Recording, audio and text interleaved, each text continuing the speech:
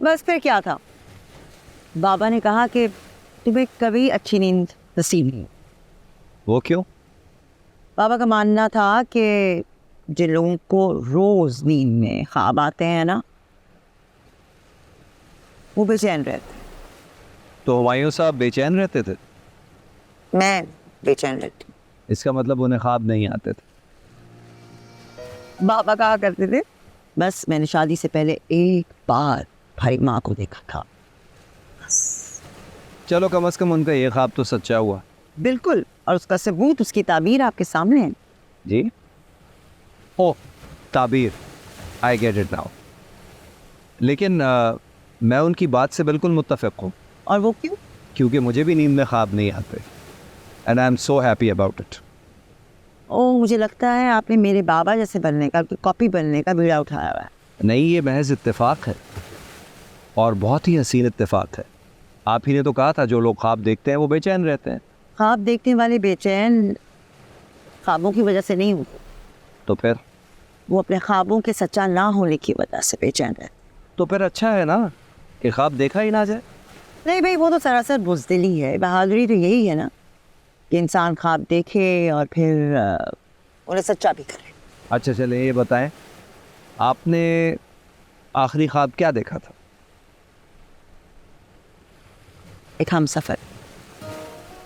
और वो कैसा था?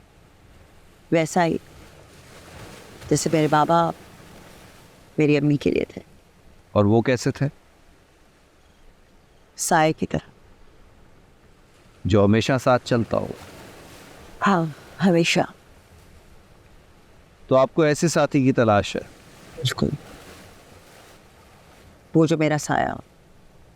क्या बात है, आज आप बड़ा मुस्कुरा आ रही है। क्यों? मैं खुश नहीं हो सकती? मेरे पास इतने रीजंस हैं शुक्र करने के, खुश होने के।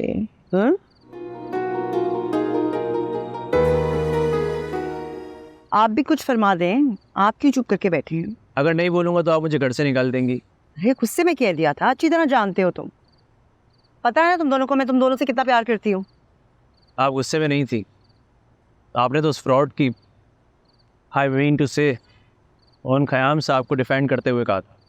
वो फ्रॉड नहीं है तब्रेज़, प्लीज। मैं जेन्युइनली उसको पसंद करती हूँ, और हम दोनों बहुत जल्द हम दोनों क्या आपी चीज़ों को फॉर्मल करना चाहते हैं। आप बहुत बड़ी गलती कर रही हैं। ये तबरेज़ भाई, आप इतना जज्बाती क्यों हो? एक मिनट, अगर तुम लोग मुझे दलील देकर, लॉजिक देकर कायल कर लो ना, तो मैं तुम लोगों की बात मानने को तैयार हूँ। बिल्कुल नहीं मिलूंगी इसके बाद, बात भी नहीं करूँगी। आप उसके बैकग्राउंड के बारे में जानती हैं? कुछ पता है आपको? सबको पता है हाल ही में बाबा का इंतकाल हुआ है, और आप उनसे सबसे ज़्यादा करीब थी। वो सिर्फ और सिर्फ आपसे इन्वेस्टमेंट चाहता है। लेकिन अभी तक कुछ इन्वेस्ट किया तो नहीं है ना।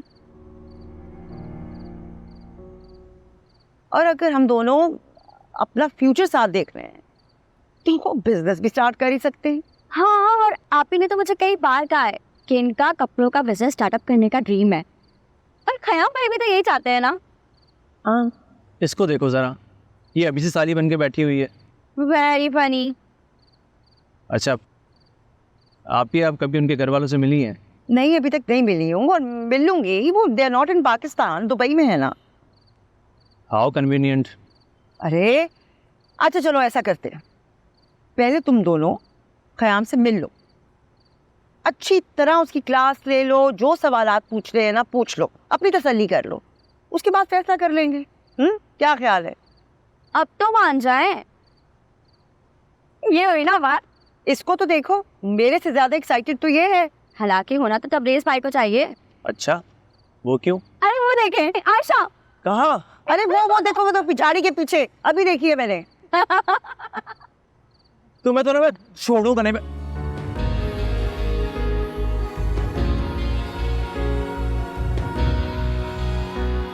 बोल कहानी अपनी जुबानी, हर चेहरा है